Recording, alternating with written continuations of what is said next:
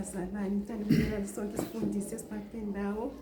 ngibingelele umama ngibingelele ubaba ngibingelele insizwa ngibingelele intombi ngibingelele abantwana abancane ngibingelele Sunday school ngibingelele abogogo egameni elihle lomfethu Jesu Kristu waseNazaretha sizathi Jesu Kristu inkosi Jesu Kristu inkosi hey bazalwane isukumile ukubonga amandla kaNkulunkulu ekuseni lethu ufakazi bazalwane ukukhuleka izolo when is it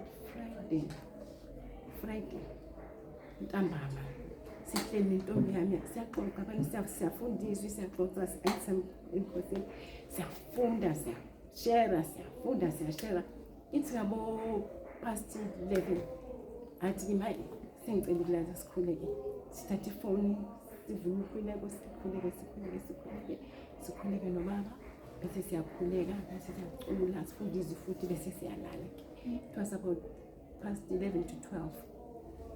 ngithi ke plus mina I can't sleep before 12 because fathi ngivuke ngo 12 futhi ngikhuleke yabona athi kimi okay izohlala ngapha ekamareni lakhe sihlanje ithi ngiyimshiye azalale sengisele ngiyi1 manje nesi okay ngihambe ngekamareni ngikhuleke bese ngiyalala mayithi 20 past yanti we 3 20 past 2 ya 20 past 2 efestereni ekamareni ngizwe so ngithi mina yinja yabona ngi-ignore iphinde lento iyaqhubeka uvuke ngifestereni mangithi ketting umfana omuhleli la kwi-window sile hawu uvuke first ngithi opa kwenze njani athi imoto ithenze njani athi phelile ngithi ibhatha ngazi mama qhangazi sivele speed nobaba ngivusa usilo siphume nobaba siphume naye sambe ngemoto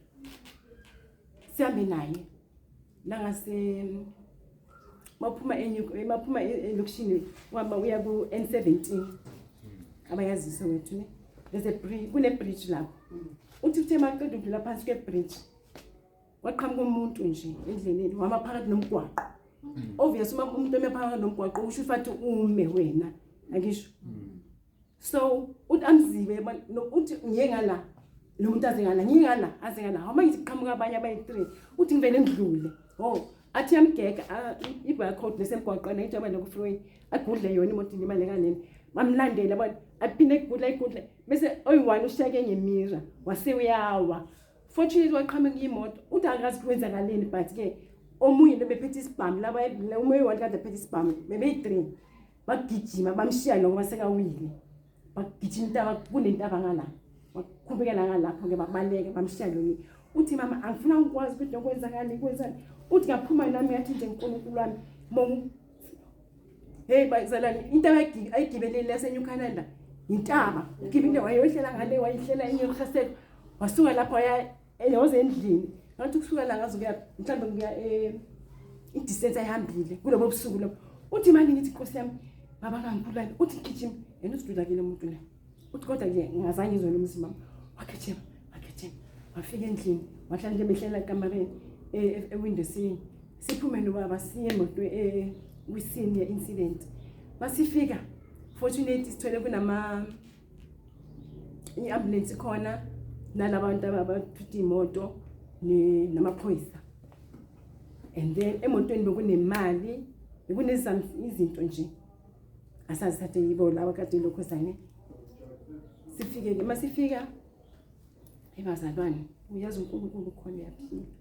ngimbonile yazi ukuthi ngempela umkhuleko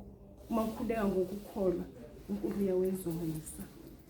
ayisafika bafika ke abantu bendokuzana salungisa yonke into athatha nemoto ke isasemali saseJardini wena iphelile kodwa kuko konke sibonga nje uthi mama ngiyayibona imoto